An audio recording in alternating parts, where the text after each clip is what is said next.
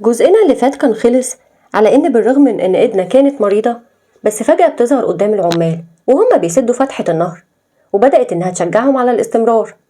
وبعد العمل الشاق لمدة طويلة بياخد إيلاي إدنا للمنزل علشان ترتاح.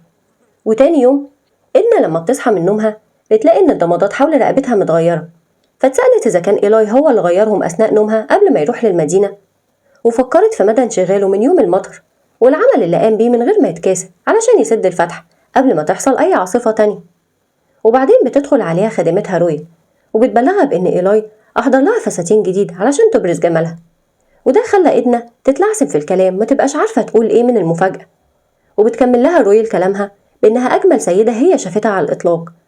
فبتفتكر وقتها إدنا أيام لما كانت هي خادمة، وبتشوف السيدات وهم مرتدين الملابس الجميلة والمجوهرات، وتمنت إنها كمان تلبس فساتين وأحذية جميلة زيهم في يوم من الأيام. وفي نفس الوقت ده إيلاي بيكون قدر يقوي جانب السد، وفي واحد من العمال قال له بإن هم هيقدروا يبدأوا شغل في الغابات لتعمير المدينة، بس لازم يبدأ في دفع أجور العمال لتشجيعهم على العمل. فبيطلب منه إيلاي إن هو يجهز له تقارير مفصلة بكل المصاريف، وبعدها هو هياخد القرار.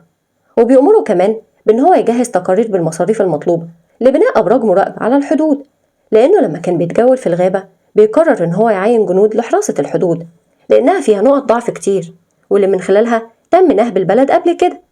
ومن ناحية تانية هو عارف إن الكونت بيتظاهر بإن هو من أتباع الملك، وهو ما كانش سعيد أبدا بوصول إيلاي لحكم الجانب الشرقي.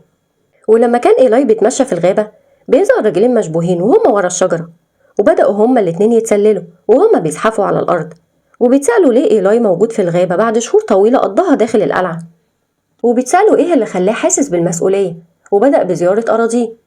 والاتنين دول كانوا ابن بوليت وابن الكونت، واللي كان على وشك إن هو يسحب سيفه وهو بيفكر في إيلاي بإن هو شخص قذر من عامة الناس. بس الراجل التاني بيوقفه وبيفكره بإن والده أمره بإن هو ما يتواصلش مع إيلاي أبدا بشكل مباشر، وبيطلب منه الصبي إن هو يعرف أي شيء يكون مميز بالنسبة له، فبيقوله إن هو يشاع عنه حاليا بإنه بيهتم بزوجته. وبنروح بالقصة لإدنا اللي بتحيي إيلاي لما بيرجع للبيت، وكانت مستغربة بإن هو رجع في وقت بدري عن العادة، فبيقولها لأن هو اختتم العمل على ضفة النهر. ولاحظ إيلاي تسريحة شعر إدنا الجديدة وحاول إن هو يجاملها بس بيفشل بسبب إحساسها هي بالإحراج. وبعدين طلب منها إنها تروح معاه للمدينة، ووافقت هي على اقتراحه فورا وهي سعيدة. وأخيرا بيبدأ جنود إيلاي في الوصول للبلد، وإدنا كانت بتشاهدهم وهي فرحانة جدا لأن البلد بدأت تزدهر تدريجيا، وكانت بتقارنهم بحالتهم لما وصلت هنا أول مرة. وإيلاي كان متفق معاها وقال لها إن هو قام بإعادة بناء البلد. وفي اللحظة دي بيسمعوا صوت بيخليه يوقف كلامه، ولما بيبصوا بيلاقوا غبار بيتصاعد بسبب جري الحصينة، وبتظهر قافلة صغيرة من شباب متحمسين جدا لرؤية إيلاي، وبدأوا يصرخوا بقائدنا قائدنا. وبيكون جنوده رجعوا بالفعل من الحرب. وبمجرد ما بيبدأ الشباب الكلام مع إيلاي بيسرق انتباههم السيدة الجميلة اللي جنب إيلاي، فبيقدمها لهم إيلاي فورا بإنها زوجته. وبالرغم من إنها بتبهرهم كلهم بجمالها وبأخلاقها، بس بيكون في اتنين منهم بيشككوا في هويتها، وهما مكفدين وكيان، وهما أكتر اتنين بيثق فيهم إيلاي، وشكوا في إن الشخص اللي قدامهم هو في الحقيقة الأمير أيدن بدل من إدنا، وإن إدنا هو اسمه وجنس جديد.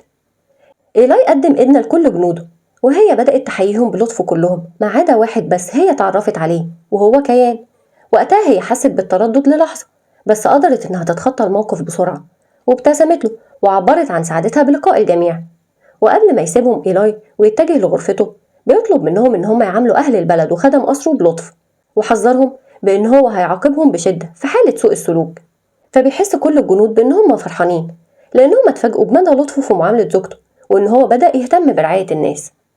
وإدنا وهي في أوضتها بتفتكر إنها قابلت مكفدين وكيان قبل كده، وبتلاقي إنها لازم ترجع للقلعة لأنها خايفة من إنهم يكتشفوا إنها الأمير أيدن. وبالرغم من التغيير الجذري في شكلها، بس هي ممكن تتعرض للقتل على إيد الملك الحالي. وبيفاجئها إيلاي وهو بيفك رباط شعرها، وبمجرد ما بيقربها منه هي بتحمر جدا من كتر الخجل. وبعدين بيسألها إيلاي عن انطباعها بعد زيارتها للبلد، فبتقوله إن حال البلد بقى أفضل بكتير، بس هما لسه محتاجين للدعم المالي لتغطية أعمالهم. فقال لها إيلاي إن رئيس الترميم قال له نفس الكلام، وطلب منه المال لدفع أجور العمال والمزارعين، بس للأسف دفعهم للمال بالطريقة دي هتفرغ كنوزهم كلها. فبتقترح عليه إدنا بطلب قروض، فبيقول لها إيلاي إن هما ما عندهمش أي ضمانات يقدروا يقدموها مقابل القروض دي. فهي بتحاول تعبرها وبتهمس بإن حياتهم هما اللي هتكون هي الضمان. فبيتفاجئ إيلاي من جملتها وبيعترض عليها، بس هي بتصحح له بإنها مستعدة تقتل أي شخص بيحكم باستبداد، وإن سيدهم هو جزار عديم الرحمة، وإنها أصلا مش بتفضل إنها تستغل خوف الناس ضد أي حاكم مستبد، لكن أحيانا الخوف بيكون أداة فعالة جدا. إيلاي بيتفاجئ لما بيسمعها بتقول كلام همجي زي ده، بس في نفس الوقت هو انبهر جدا بكلامها، وبسرعة قال لها إنها هتتوقف عن إدارة الأرض من اللحظة دي. فجأة إدنا بتفقد أعصابها وبتسأله إذا كان هيبعدها عن الحقوق اللي وعدها بيها، وبدأت تبكي وتقوله إنها ما تقدرش تفضل متحاصرة بين جدران القلعة، وإنها بتعتبر إن الحياة بالطريقة دي هي إذلال ليها. أما إيلاي فكان بيراقبها وحاول إن هو يمنع نفسه من الضحك لأنها فهمته غلط، وبعدين اعتذر لها لأن هو هيجبرها إنها تعمل حاجة ممكن تكون ضد رغبتها، وتعهد لها إن هو هيحميها في كل الأوقات، ووضح لها طلبه بشكل صريح أكتر، وهو إن هو عاوزها تقص شعرها. فبتحس إدنا بالخوف لأن شعرها الطويل بيبعدها عن شخصية الأمير أيدن، وهي خايفة إن شخصيتها تنكشف وإنها بالطريقة دي هتتعرض للخطر هي وإيلاي. فبيحس إيلاي بالخوف اللي بيظهر على وجهها، وبسرعة بيحاول إن هو يطمنها بإن لو في أي حاجة حصلت لها في الماضي فهي من الماضي، ولو أي حاجة حصلت فهو اللي هيحميها بحياته كلها. وبيبدأ إن هو يقرب منها، وقتها هي بتحس إنها مطمنة على حياتها بالرغم من إنها لسه خايفة إن شخصيتها تنكشف وإيلاي يتأذى بسببها. وكتر تفكيرها ده بيسبب لها الضيق، واتسألت إذا كان فعلا الأمر مؤلم ليها ولا ده مجرد إحساس بالذنب لأنها بتكذب على إيلاي. وفجأة عيونها بتلمع لما بتتخيل نفسها رجعت لمظهرها القديم ورجعت تاني لحياة الأمير أيضا. تاني يوم إيلاي بيجمع قواده وفرسانه وقال لهم بأن هو لما عرف زوجته بالأمس على إنها إدنا وليست آنا كان الأمر أكيد مربك للبعض، وكشف لهم بأن إدنا هي طفلة غير شرعية للكونت ويليام. فبتبدأ العصبية تظهر على مكفدين، وسأل مكفدين إيلاي إزاي هو تقبل منه الخداع ده من واحد رفض اتباع أوامر الملك وسماها الفارس بإنها خيانة، وسأله عن سبب قبوله ليها. فقال له إيلاي إن هو قبلها لأن هو بيحبها، وقال لهم إنكم أنتوا كمان هتحبوها بمجرد ما تتعرفوا عليها. وفجأة بيتكلم واحد من فرسانه وبيقول إن إيلاي عنده حق في كلامه، وقال إن هو لما كان هو وشقيقه التوأم كانوا في المدينة سمعوا إشاعة بإن إدنا تم إرسالها بمفردها لتصبح هي الدوكة الشرعية، بينما آنا في سريرها بتعاني من المرض. بعد كده لما كان إيلاي بيعين كيان ومكفدين في مهامهم الجديدة بيبدأ مكفدين إن هو يشكك في شخصية إدنا، وبيقول له بلاش إن هو يتجاهل الإشاعات اللي بتتقال عنها. بس إيلاي بيقول له إن هو مش فارق معاه أي إشاعات لأنه بيثق في إدنا جدا، وإن إحساسه الداخلي بيقول له كده. فبيفقد مكفدين هدوء وبيصرخ في إيلاي بإنه هو ما يستهنش بيها لأن الدولة ممكن تنهار في أي لحظة بسبب الخيانة، وإن ممكن يكون عندها دوافع خفية. وبيلمح له كمان بإن إيلاي مش من المناسب ليه إن هو يتجوز من واحدة ما عندهاش أصول عائلية. وبمنتهى الهدوء بيرد عليه إيلاي بإن هو بيثق جدا في إدنا، بس لتنظيف سمعتها من الإشاعات المنتشرة بيأمرهم بإرسال رجال للمدينة للتحقيق في الأمر، بالإضافة بإن هو هدد مكفدين بإن هو ما يتخطاش حدوده مرة تانية أبدا ويهين إدنا لأن هو هيعتبرها خيانة منه. وأمرهم إيلاي بإن هم ينشروا كلامه ده بين باقي الرجال لأنه لو سمع أي كلام مرة تانية ضد إدنا فهيقطع لسان الجاني. بعد كده إيلاي وهو خارج من مكتبه كان بيفكر في إن الإشاعات دي اللي نشرها أكيد هو الكونت ويليام، وإنه مش قلقان من الملك في الموضوع ده، بس اللي قلقان منه هو إن الناس في المدينة ممكن ما يتوقفوش عن الكلام عنها. وإيلاي بمجرد ما بيدخل غرفته بيحس بالذهول لأن هو شاف إدنا بشعرها القصير وفضل يبصلها جامد، وده خلاها تقلق جدا وفضلت قلقانة لغاية ما قال لها إن مظهرها الجديد وتصفيفة شعرها بيناسبها جدا، وقال لها بإنها بتتمتع بجمال رهيب ولون شعر مشرق زي الصباح.